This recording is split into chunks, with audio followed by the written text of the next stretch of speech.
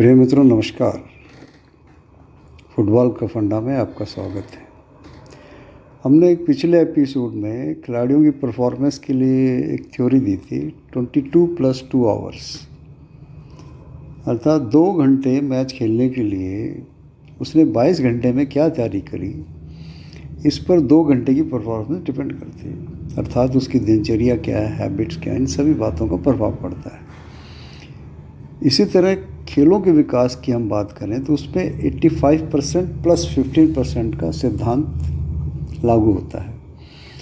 85% अर्थात खेलों की व्यवस्था, संचालन, पॉलिसी आदि को दर्शाता है 85%, और केवल 15% तकनीकी योगदान का रहता है, जिसमें कोच, प्लेयर, स्पोर्ट्स स्टाफ आ गया। परंतु भारत में जब हम खेलों की विकास की बात करते हैं तो अधिकतर 15% की बात होती है। कौन जीता, कौन हारा, क्या टैक्टिस लगाई थी, कैश प्राइज कितना मिला, विदेशी कोच कौन थे आदि। परंतु 85% कोई बात ही नहीं करता है। इस तरह हम देखते हैं कि जैसे हमारे आदरणीय पीएम साहब मेट्रो का या नमो भारत का ट्रेन का उद्घाटन करते हैं, तो इसी तरह बहुत से नेशनल हाईवे के भी उद्घाटन होते हैं। तो हम क्या देखते हैं कि उद्घाटन कैसा हुआ, कौन कौन वीआईपी आए। यह नहीं देखा कि उसमें इसके पीछे कितनी तरह की व्यवस्थाएं करनी पड़ी। पहले भूमि अधिग्रहण हुआ, विभिन्न विभागों की परमिशन ली, और बहुत से काम होते हैं प्रोजेक्ट का उद्घाटन करने से पहले। वह दिखाई नहीं देता है और ना ही उस पर चर्चा होती है। इसी सोच के कारण हमने खेलों विकास के नाम पर खिलाड़ियों को विदेशी coach, foreign exposure, cash prize दे दिए, और ऐसे काम करके हम आशा करते हैं कि हमें ओलंपिक में हमारे खिलाड़ी मेडल लाएंगे। हमने यह विश्लेषण कभी किया ही नहीं कि हमारा जो बेस्ट है वह दूसरे देशों के बेस्ट से कैसे आगे निकलेगा। उस प्रोसेस, उस व्यवस्था पर ध्यान न देकर पदक लाएंगे, उसको करोड़ों रुपया दे दो, जैसे कि ठेकेदारी प्रथा होती है। अगर हम सरल भाषा में इसको समझने की कोशिश करें कि हम 100 मीटर स्प्रिंट में हमारा बेस्ट 10.3 सेकेंड है, जो विश्व में 88 वर्ष पहले हो चुका है। अब तो 9 पॉइंट कुछ आ गया। इसी तरह हर इवेंट में 50 से 60 वर्ष पीछे हैं। इस कमी को कैसे दूर किया जाए, इस पर विचार नहीं है। इसके लिए व्यवस्था बनानी चाहिए कि भाई इस कमी को कम कैसे दूर कर सकते हैं, न कि ठेकेदारी प्रथा शुरू कर दी है। इसी तरह हमने आगे एनालाइज किया कि भारत में आज विभिन्न क्षेत्रों में विकास की स्पीड और स्केल दोनों बढ़ गए हैं, यानी खूब तेज़ी से सारी योजनाएं लागू हो रही हैं। परंतु खेलों को छोड़कर हमने पाया कि देश के विकास के लिए लोग वही हैं, उनकी सोच बदल गई है। ये काम कैसे हुआ? जैसे देश में बजट पेश होने से पहले इकोनॉमिक सर्वे रखा जाता है। उसमें बीते वर्ष का विश्लेषणात्मक तथ्यों के आधार पर विश्लेषण होता है, न कि राजनीतिक आधार पर। ऐसा स्पोर्ट्स में भी किया जाना चाहिए। और इसी तरह प्लानिंग कमीशन जो देश की विकास की दशा और दिशा निर्धारित करती है, उसकी जगह अब नीति आयोग आ गया, जो 2015 में बनाया। इसको बोलते हैं national institute of transforming India. नाम बदलने के साथ साथ इसका स्वरूप भी बदला है, जिसके कारण से विकास कार्य में तेज़ी आ गई है। ये सब संस्थाएं पर्दे के पीछे से काम करती हैं। अब ये कैसे बदलाव आया, इसमें देखिए, नीति आयोग के आने से सोच में बदलाव कैसे हुआ। पहले प्लानिंग कमीशन था, उसमें क्या था, सेंट्रलाइज्ड अप्रोच थी। अब उसको डिसेंट्रलाइज कर दिया गया है।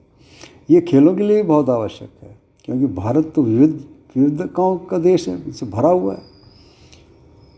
और दूसरी बात है, पहले टॉप टू डाउन यानी ऊपर से नीचे ध्यान दिया जाता था, अब है नीचे से ऊपर यानी बॉटम टू अप। इससे वास्तविक समस्या का पता चलता है और उसको दूर करने की योजनाएं बनती हैं। स्पोर्ट्स में भी जब योजनाएं बनाई जाएं तो डिस्ट्रिक्ट या ब्लॉक पर क्या सुविधाएं होनी चाहिए उसे देखकर बनानी चाहिए, न कि केंद्र में बैठकर। और सबसे महत्वपूर्ण, प्लानिंग कमीशन में पहले क्या था, पहले वन साइज फिट्स ऑल, यानी एक ही योजना सभी पर लागू होगी, वही नॉर्म्स है। अब इसमें लचीलापन आ गया, जगह देखकर उसमें बदलाव किया जा सकता है। ये स्पोर्ट्स में लागू होना बहुत आवश्यक है। सभी खेलों को एक ही मानदंड में नहीं लाया जा सकता है। जैसे हमने पहले भी कहा था, हाथी को जंप करने को कहेंगे और मछली को पेड़ पर चढ़ने के लिए कहेंगे तो ये दोनों ही फेल हो जाएंगे। और हाथी से शक्तिशाली कोई नहीं और मछली से अच्छा तैराक कोई नहीं, ये दोनों सब बाहर हो जाएंगे। अब एक और बदलाव आया कि अब नीति आयोग प्लानिंग कमीशन द्वारा खाली योजना बनाने वाला नहीं है, अपितु एक ज्ञान और नवाचार के केंद्र के रूप में काम करता है, एक थिंक टैंक के रूप में। अब खेलों के लिए ही ऐसा आयोग होना चाहिए जो थिंक टैंक हो और नवाचार का काम करे, न कि एक बार स्पोर्ट्स पॉलिसी बना दी और उसके बाद उसी कोई मॉनिटरिंग नहीं करता है। ये ऐसे बदलाव बहुत आवश्यक है। इसमें विभिन्न खेलों के एक्सपर्ट होने चाहिए, विशेषज्ञ होने चाहिए जो समय समय पर गाइड करें, न कि एक बार योजना बनाई और चले गए। अब समय आ गया है कि ऐसा आयोग खेलों के विकास के लिए बनना अति आवश्यक है। खेलों के तेज़ी से सुधारने के लिए इसमें बहुत आवश्यकता है। हाँ, इसका नामकरण क्या होगा, इस पर आपके सुझाव हमें मिलने चाहिए।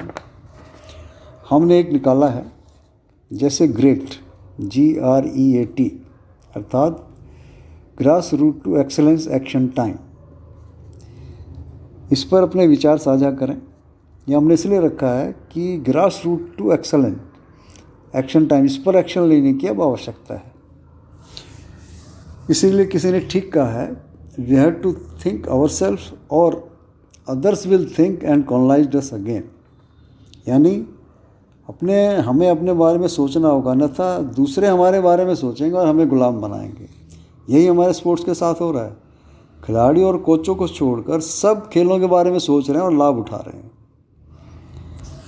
हमें इसके लिए इकट्ठे कोई काम करना पड़ेगा। इसीलिए किसी ने ठीक कहा है, coming together is a beginning, keeping together is a progress and working together is success.